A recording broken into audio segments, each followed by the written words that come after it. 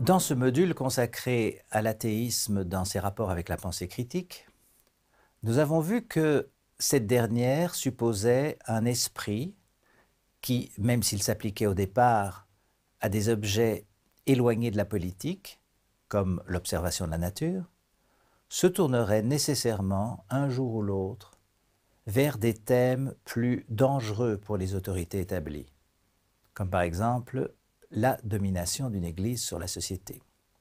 L'individu n'est en effet normalement pas schizophrène, c'est-à-dire divisé en deux parties hermétiques l'une à l'autre. La pensée critique dissout les dogmes, il n'existe pas de cran d'arrêt pour l'empêcher de poser les questions qui dérangent. Or, les Églises ont souvent considéré que si on expliquait le monde et si on se donnait des raisons d'agir sans se référer à Dieu, ce dernier deviendrait rapidement inutile, et cette inutilité mènerait à l'athéisme.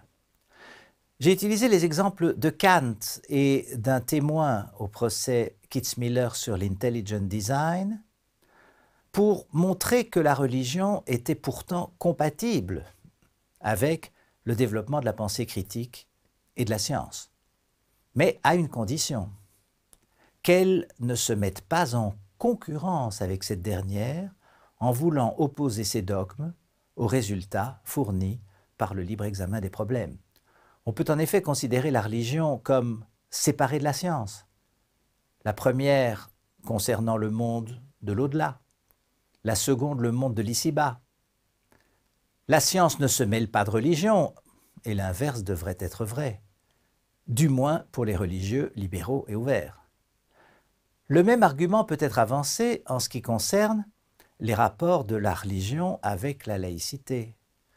Cette dernière favoriserait l'athéisme parce qu'elle exigerait un usage politique de la raison critique et que les hommes n'étant pas schizophrènes, nous l'avons vu, ils accepteraient de moins en moins d'obéir dans leur vie personnelle aux autorités dogmatiques. Mais on a pu soutenir à l'inverse qu'une religion officielle, et donc imposée, ne créait que des hypocrites, et que la religion aurait tout à gagner à se séparer du politique pour préserver la pureté de son caractère spirituel en tant qu'engagement libre et volontaire. Il n'empêche que, dans l'histoire européenne notamment, la religion a longtemps voulu régenter le monde terrestre. Dieu, selon elle, y régnait via sa providence.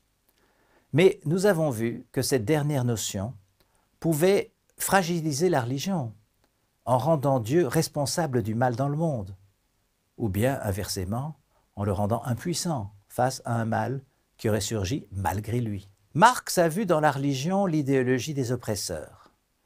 Il y a dans cette idée d'opium du peuple une part de vérité.